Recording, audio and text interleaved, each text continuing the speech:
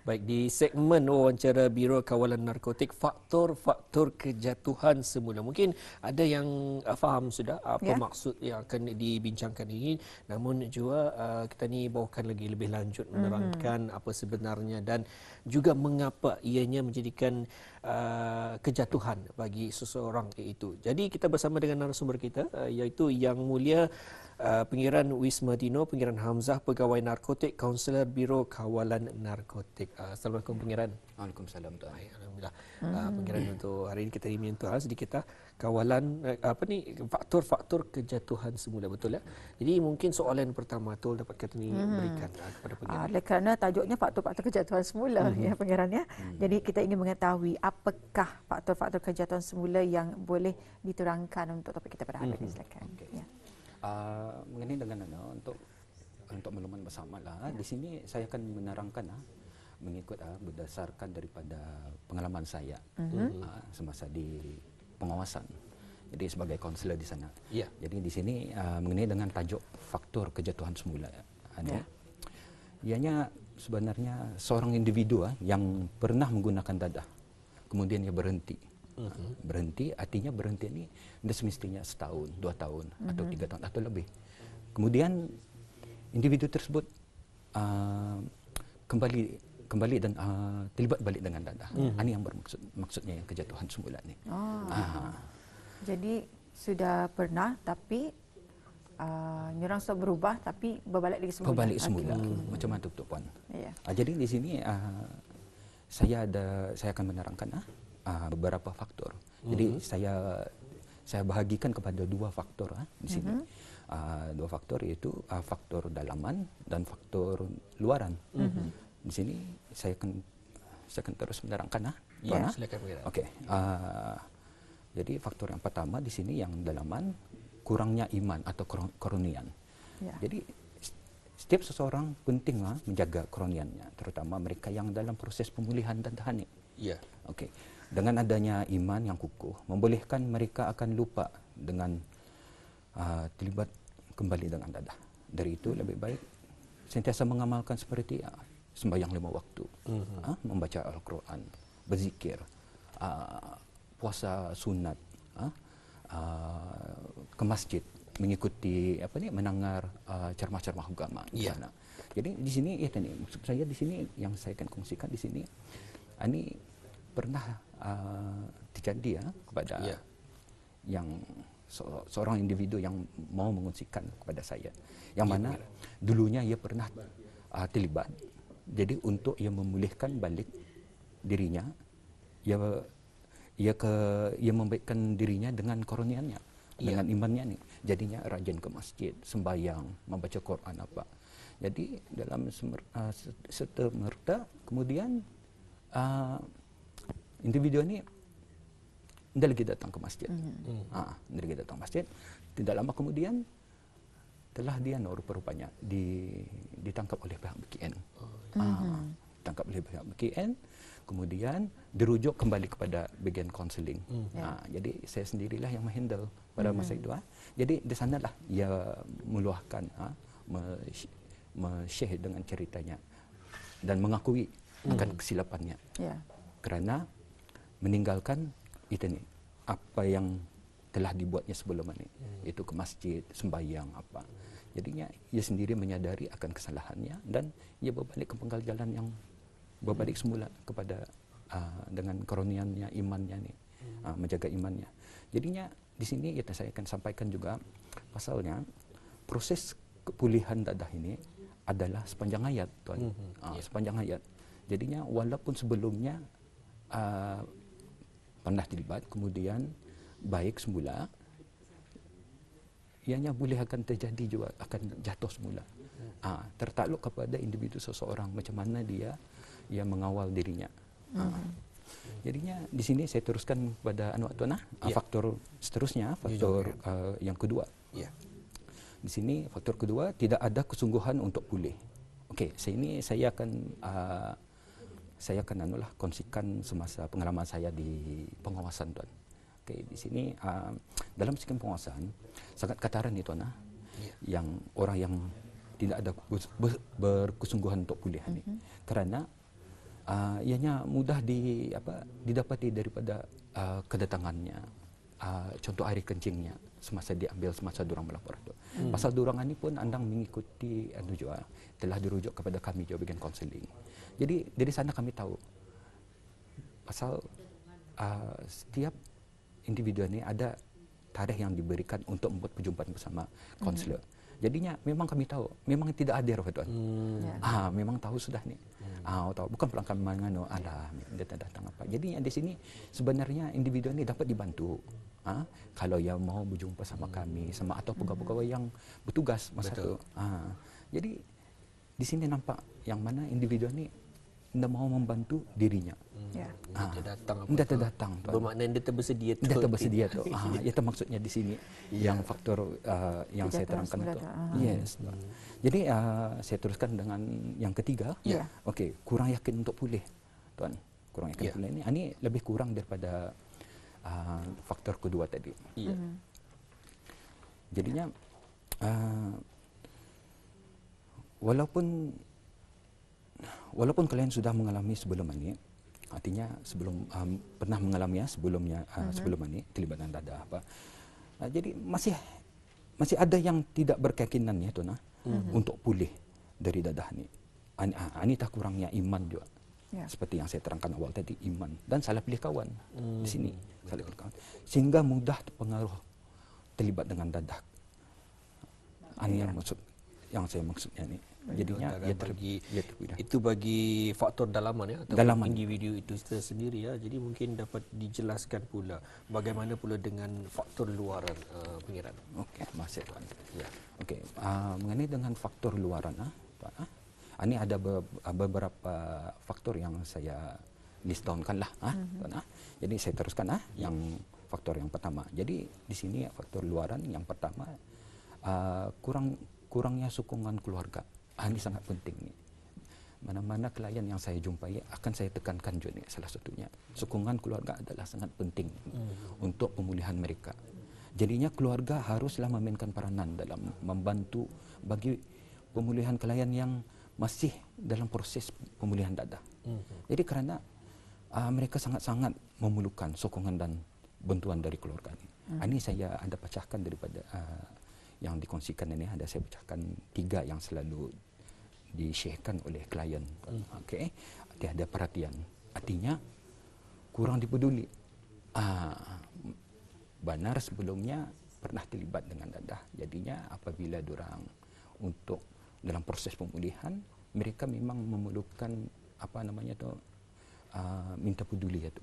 Minta peduli itu. Jadi kalau tidak dipeduli, ini mudah diorang akan bercakap sama je keluarga aku ni, dia juga peduli aku nya. Baik aku sama kawanku yang anunya. Ni mudah jatuh semudah tuan. Okey. Itu satu. Dua lagi tuan, kurangnya kasih sayang. Sama je ni tuan. Kurangnya kasih sayang ini membuatkan mereka merasa tersisih dari keluarga. Kurang disayangi atau kali-kali tidak disayangi. Peradilan lain yang dia terlibat itu memanglah kena sayangi. Yang ani yang terlibat begas terlibat ini kurang disayangi. Jadi sama juga, terbiar juga. Kurang dipeduli. Jadi yang ketiga di sini tiada berkomunikasi. Ini pun penting juga tuan. Ini sangat penting ini. Kebanyakan klien meluahkan ni hal ini juga. Kurang bergaul sama keluarga. Tidak berkomunikasi. Ini membuatkan diorang mudah ke bilik seorang-seorang. Ini bahaya ni tuan sebenarnya. Apabila diorang seorang di bilik, ianya membuatkan mereka mudah terfikir untuk terlibat balik dengan dadah. Jadi mungkin dapat pengiran jelaskan, adakah ia berkaitan juga dengan penyakit ataupun masalah depresi disebabkan orang kurang bergaul dengan orang lain itu? Atau salah satunya pelanggan tuan. Andang ia punya kadang-kadang sudah diorang terlibat dengan dadah ni, ianya ada side effect-nya. Atau side effect-nya kalau atau dari kesan-kesan dadah atau kalau anunya membawa ke sana. Pasal diorang ni sebagai orang yang dalam proses pemulihan menjadi macam terlalu sensitif dan mudah marah. Jangan heran kalau ada satu keluarga ni adik-beradik berkelahi dengan abangnya yang dalam betul. proses. Ini sangat-sangat anu ni. Orang biasa lah, didengar, biasa didengar. Jadi itulah antara simptom-simptom bagi mereka yang mempunyai masalah depresi atau masalah mental Jadi itulah bahayanya sedikit. Jadi itu berkena faktor luarannya. Kalau tadi tiada perhatian, kurang kasih sayang dan tiada komunikasi. Jadi bagaimana dengan tekanan daripada rakan sebaya ni, tuan? Tekanan sebaya. Okey, tekanan sebaya ni ialah satu isu juga, puan. Satu isu, puan. Ianya sering dia berlaku dengan rakan sebaya yang telah mengakibatkan seseorang itu tertekan dengan membuatkan terlibat kembali dengan dadah. Okey, ini sebab kawannya ini mendesak individu ini agar terlibat balik dengan dadah. Tanpa disedari sebenarnya telah diperalatkan sehingga mula-mula terlibat dengan dadah atas menggunakan dadah, kemudian berjual dadah. Jadinya di sini itu bermaksud di sini tersalah pilih kawan Ia memilih kawan yang masih bergedan dadah. Itu satu. Jadinya kawan ini yang tersalah pilih kawan ini lagi ia kan membuatkan sering mengingatkan perkara negatif. Termasuk ancaman. Ancaman itu, tuan. Jadinya selain pada itu lagi ia kan sering membawa keluar daripada kelompok keluarga. Ini itu yang saya kaitkan daripada faktor yang kurangnya sokongan keluarga. Ia tak mudah orang macam mana ni dibawa oleh rakan sebaya ni. Tahu-tahu barunya bebas dari alis lah atau penjara atau di mana saja, malamnya tengah malam ada tekawannya tu menunggu di luar, tuan. Ini benar-benar berlaku, tuan. Yes.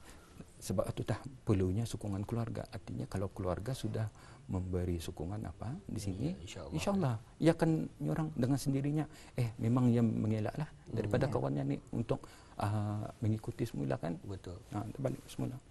Jadi mungkin saya teruskan kali, puan. Ya, silakan. Mungkin ada lagi selain daripada rakan-rakan atau mungkin mengapa mereka ini masih lagi terjerumus ataupun kembali jatuh disebabkan mungkin ada faktor yang lain, tuan, pengiran? Yang maksudnya rakan tadi, tuan. Ya, selain daripada rakan tersebut. Rakan tersebut ini kadang-kadang ada di antaranya, memang mereka memang masih bergiat dengan dadah. Tapi kadang-kadang mereka ni sedikit keluar sikit kali, tuan. Kadang-kadang dorang ni menunggu kes diorang untuk perbicaraan. Jadi dalam menunggu kes perbicaraan ini memang diorang akan selalunya masih terlibat dengan dadah dan membawa kawan-kawan yang sudah orang diorang akan membawa ni balik kawan. Itu masalahnya. Jadi itu ada rasa keegoan tu sebenarnya. Egoan tu belum turun. Yang benarnya kan betul. Kalau sudah macam dalam proses pemulihan, kemudian bila terjerumus lagi balik bila sudah keluar. Jadi masih bukan saja daripada segi kerohanian, mungkin juga keegoan, malu kan jumpa kawan, dia mau menerima perubahan berkenaan. Dan itu mungkin boleh dijelaskan, ada yang mengatakan mengenai persekitaran atau tempatnya tinggal atau juga membuatkannya ia terjerumus kembali. Betul, tuan. Lurus ni, tuan. Ini pun sering juga dikongsikan bersama klien ni, tuan. Yang mana ini juga berlaku kepada klien di mana kawasan tempat tinggal mereka ada yang masih terlibat dengan penyalahgunaan dadah. Ini memudahkan mereka teringat dan berkeinginan untuk terlibat kembali dengan dadah. Okey? Teringatkan rumah atau kawan pun sudah membuatkan mereka untuk terlibat balik dengan dadah. Ini pun banyak berlaku ni. Kadang-kadang menjadikan satu alasan arah kami beritahunya. Sudah apabila bertanya macam mana boleh kau terlibat kembali ni, macam mana boleh ni. Macam mana ni, tuan? Payah rajiran kau tu masih ada penglibatan. Jadinya aku ni sebenarnya untuk memastikan, tuannya menjadi itu pula, memastikan menjadi penyiasat tu pula.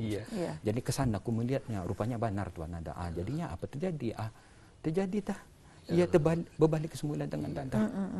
Jadi itulah menjadikan alasan tu. Sebab kenapa ia terjatuh berbalik dengan dadah di sini. Itulah, kan. Itu antaranya itulah kalau kita lihat kalau kita rumuskan ianya terpulang pada diri sendiri sebenarnya. Betul. Kalau Indah rasanya indah kuat iman atau indah kuat kita ni punya pendirian atau pastinya akan terjerumus kembali. Jadi mungkin tapi kita ni ingin juga mengetahui sebenarnya stigma masyarakat sebenarnya kepada mereka ni. Kadang-kadang masyarakat ni, bukan ni kadang-kadang masyarakat ni sebenarnya mainkan peranan penting. Jadi betul, macam mana bagi stigma masyarakat itu? Ini sangat salah satunya sangat penting juga ni. Penting, banyak klien juga mengadu ni. Pasal masyarakat mau menerima. Yes, kami tidak dapat menerima tuan. Apabila kami bebas, masyarakat memandang kami macam apa? Apatah lagi kan apply pekerjaan apa? Jadi isu ini tidak dapat menerima pandangan daripada masyarakat kepada mereka. Mereka merasa tidak dipercayai dan akan menyusahkan lagi keluarga mereka atau masyarakat. Di sini ia membuatkan mereka ni sudah orang macam apa namanya ni berputus asa di sini. Masyarakat nak menerima, keluarga pun tidak peduli di sana. Tambahan lagi kurangnya keronian iman. Jadinya mudah lagi pengaruh seperti yang saya terangkan tadi di awal. Jadi boleh membuatkan melakukan jenayah ni. Jenayah seperti mencuri, merompak. Dan lagi satu lagi, ya dulu penggunaan dadahnya menggunakan dadah saja akan upgrade ni menjadi jual dadah. Ya ini boleh akan terjadi macam perkara ni puan. Itu sedikit pengungsian bersama dengan narasumber kita Auda. Bersama kita itu Pengiran Yang Mulia Pengiran Wisma Dino, Pengiran Hamzah mengungsikan faktor-faktor kejatuhan semula. Cukup padat untuk dikongsikan dan juga dengan kita ni dengarkan bersama mengenai faktor-faktornya secara dalaman dan juga luaran, dan ini juga berdasarkan pengiran daripada cerita sebenar daripada klien-klien sendiri. Dari klien sendiri. Dan sudah tentunya kita ni membuatkan kita ni berfikir apakah sebenarnya jawapan yang boleh kita diberikan menerusi pengungsian faktor-faktor tadi. Perlunya sentiasa bekerjasama, bukan saja ahli keluarga, malah orang yang terdekat dengan mereka. Itu kawan-kawan juga mempunyai peranan yang penting. Dan juga stigma masyarakat. Ubah dia. Dan kita tambahan lagi kalau kita lihat sekejap disentuh, kalau menggunakan telefon bimbit ni, kalaulah boleh kita ni sebagai orang Melayu pastinya mempunyai sifat-sifat yang tersendiri. Kita ni maklum sifat-sifat seorang Melayu atau Melayu sejati pastinya dengan adab dan juga budi pekertinya. Menggunakan telefon bimbit itu jangan kita ni mengkondemnya orang Brunei ataupun mencaci mereka ini. Bagi mereka yang cuba untuk kembali ke pangkal jalan, kita ni bantu mereka, dan sudah tentunya memang satu perkara yang sukar, namun dengan bantuan Auda insya-Allah mereka ini akan dapat juga berdiri kukuh dan juga iman mereka akan sentiasa juga dapat menahan daripada faktor-faktor kejatuhan semula ini. Itu dia antara penjelasan yang telah pun diterangkan, pengungsian yang telah diterangkan oleh segmen wawancara Biro Kawalan Narkotik, faktor-faktor kejatuhan semula. Ribuan terima kasih kami ucapkan Yang Mulia kepada Yang Mulia Pengiran Wisma Dino, Pengiran Hamzah, itu selaku Pegawai Narkotik Kaunselor Biro Kawalan Narkotik. Terima kasih Tuan. Assalamualaikum. Waalaikumsalam.